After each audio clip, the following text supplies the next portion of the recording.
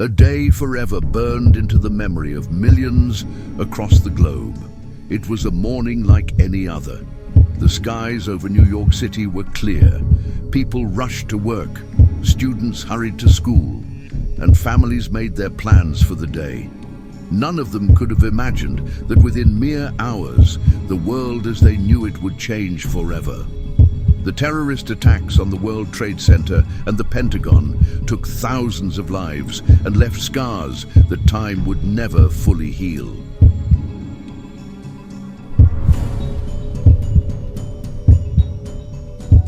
But beyond the statistics, beyond the news reports, and beyond the memorials, there exist stories. Stories rarely told. Stories of fear, survival, unexplained events, and encounters that to this day defy logic. Some of these stories are grounded in first-hand accounts of pure terror, moments of life and death decisions. Others tread into the eerie and unexplainable. Whether you believe in the paranormal or simply the power of the human mind in times of extreme stress, these accounts are chilling in their own right. Today, we delve into 10 terrifying true stories from the September 11th attacks. Some are tales of last-minute escapes, some involve messages from beyond the grave, and some might make you question whether unseen forces played a role that day. Viewer discretion is advised. These are intense stories from a dark day in modern history.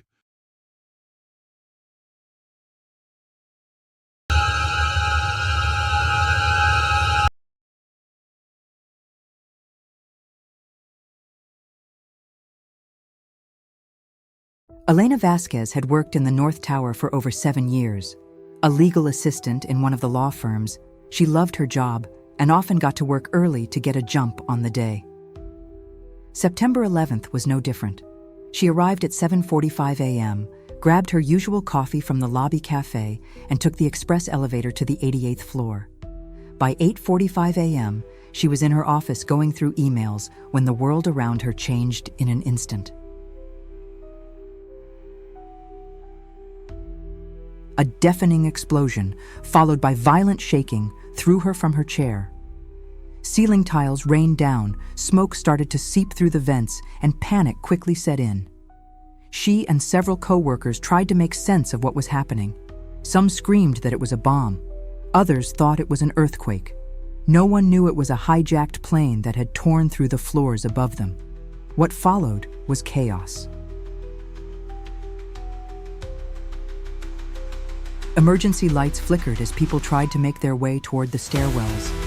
Elena became separated from her group in the thick, dark smoke. Disoriented, coughing, and nearly blind, she fumbled her way through the corridor. She recalls feeling an overwhelming sense of dread. The air itself seemed heavy, as if the building itself were dying. And then she saw it, an elevator.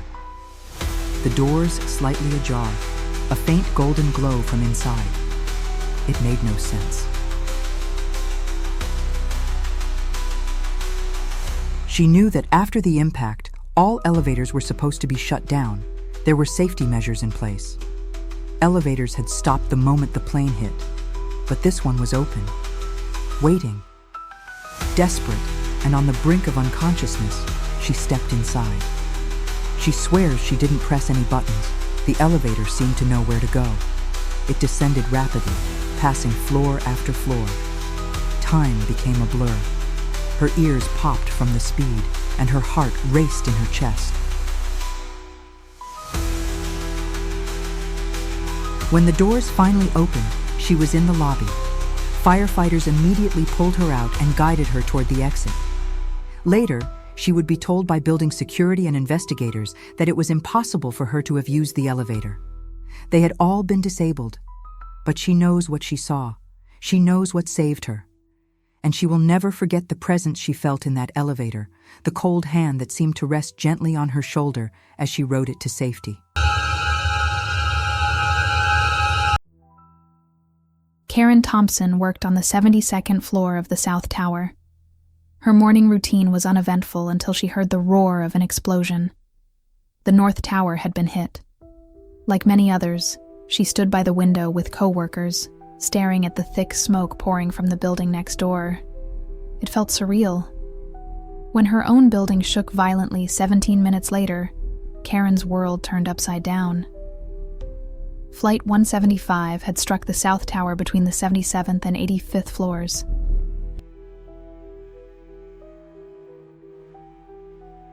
Panic erupted. She joined the rush of people toward the stairwells, but the smoke and debris made it almost impossible to see. People screamed. Some prayed. Others cried out in pain. The stairwell was jammed, bodies pressing against each other, everyone desperate to escape. Karen hesitated in a hallway just outside the stairwell, catching her breath. That's when she saw him, a man standing calmly in the middle of the chaos. He was wearing a crisp white shirt, untouched by smoke or dust. His posture was relaxed, almost serene. Despite the blaring alarms and screams, he exuded calmness. He looked straight at her. His eyes were kind but serious. He spoke clearly, despite the noise around them. "Take the stairs to your left. Do not go right." Karen felt a wave of certainty and obeyed without thinking.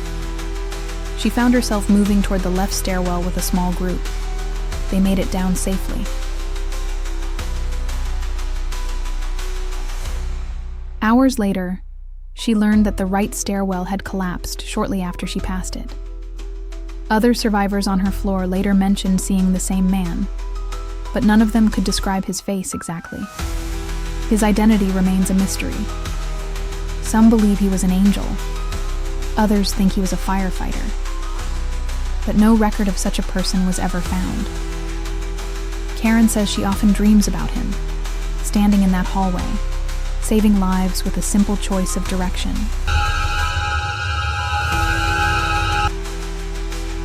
N. Reynolds received the call at 10:30 p.m.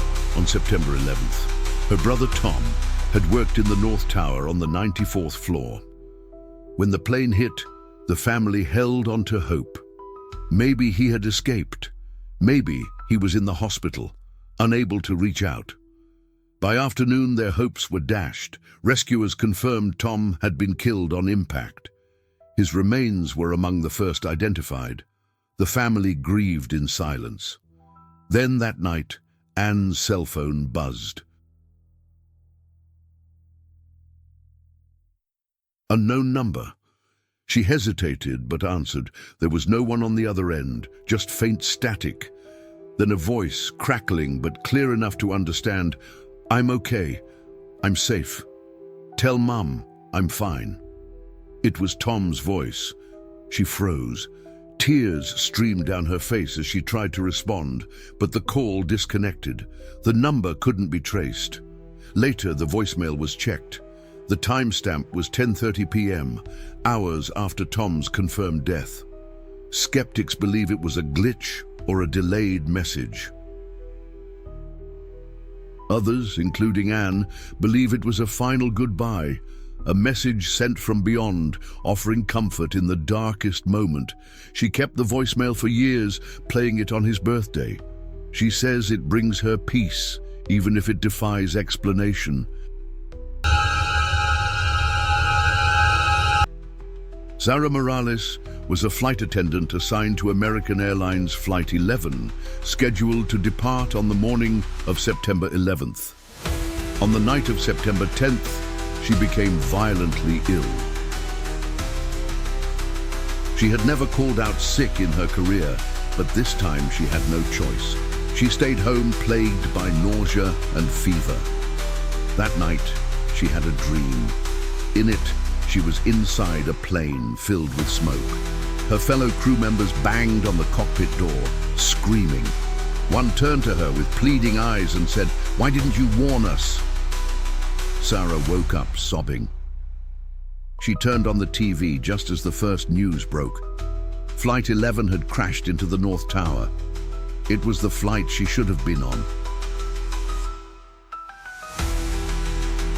Racked with guilt, Sarah searched for meaning in her dream. Why had she seen it? Could she have done anything? For years, she suffered from survivor's guilt, and recurring nightmares. She now shares her story to honor her fallen colleagues and to remind others of the unexplainable connections that sometimes exist in moments of tragedy. In the weeks following the attacks, Ground Zero became a place of rescue and loss. Firefighters and rescue workers worked around the clock, sifting through debris, searching for survivors and remains. But many reported strange experiences. At night, in the thick clouds of dust, they saw shapes moving, shadow figures. Some believed these were fellow rescuers, others weren't so sure. Firefighter Mike Daniels followed one such figure into the rubble one night. It seemed to move just ahead of him, always out of reach.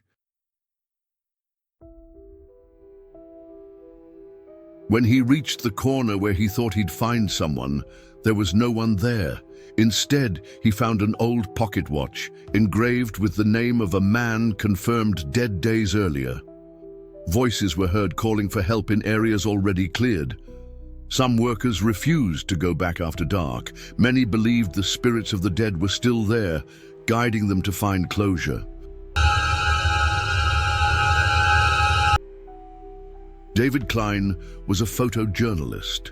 On September 11th, he captured the now famous image of the falling man, a man in a white tunic, falling headfirst from the North Tower.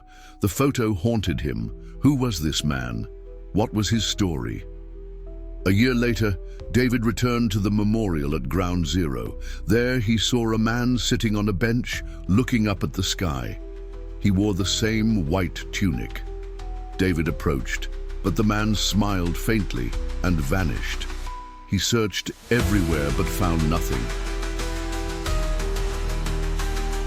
Some say it was a trick of the mind. David swears it was the same man, the same eyes, the same expression as in the photo he took that day. Flight 93 became infamous for the bravery of its passengers, who fought back against the hijackers, preventing the plane from reaching its intended target. But there's one story that doesn't often get told, the story of the last passenger. Marcia DeLeon worked for United Airlines as a gate agent in Newark that morning. She checked in passengers for Flight 93 as usual. Nothing seemed out of the ordinary until a man in an old-fashioned suit approached her. He had no luggage, no carry-on, and his ticket was a printed stub from the early 90s. His name on the manifest? Unreadable, just blank space. Marcia says he never spoke a word, but handed over the ticket and boarded without issue. What's odd is that when the final passenger list was published, there was no mention of him, no records. No footage of him going through security. Some believe it was an error. Others say he never existed. But Marcia swears he was there. She even described his strange, pale skin and eyes that seemed too dark, too deep. Some passengers later reported seeing a quiet man sitting alone, praying silently, before he vanished in the chaos. Who was he? Was he an angel, a spirit, or something else entirely? No one knows. But Marcia still dreams about him standing at the gate, waiting. After the towers fell, Ground Zero became a massive recovery site. Rescue workers spent weeks digging through the wreckage, searching for survivors, remains, and anything that could bring closure to grieving families. Among those workers was Joe Martinez, a firefighter from Brooklyn. One night, while working late, Joe saw another fireman moving through the smoke. He was wearing outdated gear, an old canvas coat. Joe shouted to him, asking if he needed help, but the figure didn't respond. Instead, the man walked toward a collapsed stairwell and disappeared into the rubble. Curious, Joe followed him the next day, and to his shock, they uncovered the remains of 3 missing firefighters in that exact spot. Later, Joe checked the records for Engine 1 and found something that sent chills down his spine. The man he saw matched the description of a firefighter who died in 1975, battling a fire in a building not far from the World Trade Center. Joe believes that fallen firefighter led him to his brothers, guiding him in death, just as he had in life. Many other workers at Ground Zero reported similar encounters, shadowy figures guiding them, whispers in the smoke telling them where to dig. In the chaos following the collapse of the towers, hundreds sought refuge in nearby churches and public buildings. One such place was St. Paul's Chapel, just across from Ground Zero. Despite its proximity, the chapel was untouched by debris and damage. Inside, many survivors huddled in fear and exhaustion. Among them was Leah, an office worker who escaped from the 81st floor of the North Tower. She remembers a preacher moving through the crowd, offering comfort, praying with people and helping the wounded. He had a calming presence, and his words gave Leah hope in her darkest hour. Later, as rescue teams arrived and helped survivors evacuate, Leah asked about the preacher, but no one had seen him. Volunteers from the church confirmed no clergy were present that day. They had evacuated earlier, fearing the towers might fall. Leah insists the preacher was there. She can still remember his voice, quoting Psalm 23 as he held her hand. "Though I walk through the valley of the shadow of death, I will fear no evil." To this day, many believe the chapel was protected by a higher power. Some say the preacher was an angel. Others say he was a lost soul, offering comfort before moving on. In the days and weeks after 9/11, stories emerged from across the country and even around the world about people who claimed to have dreamt of the attacks before they happened. But perhaps the most chilling accounts came from children. At an elementary school in New Jersey, teachers reported several students drawing strange pictures in the days leading up to the attacks. One picture, drawn by a 7-year-old named Daniel on September 10th, showed two tall rectangles with smoke billowing from the top. Planes flew toward them, and stick figures fell from the sky. Another child, 8-year-old Maria, woke screaming on the night of September 9th. She told her parents, "The tall buildings are on fire and people are jumping." Her mother dismissed it as a nightmare, until 2 days later. These accounts were dismissed by skeptics as coincidence or retroactive storytelling, but the drawings and accounts were verified by teachers who had no reason to fabricate such claims. Some psychologists believe children are more sensitive to events they don't understand, perhaps even events that haven't happened yet. Regardless of the explanation, these chilling premonitions add another layer of mystery to an already unimaginable tragedy. These were 10 terrifying, mysterious and true stories from September 11th. Some may offer comfort, others are chilling reminders of how little we truly understand about life, death, and what lies beyond. Whether you believe in the paranormal, fate, or the power of the human spirit, these stories have left their mark on those who lived through them, and those of us hearing them today.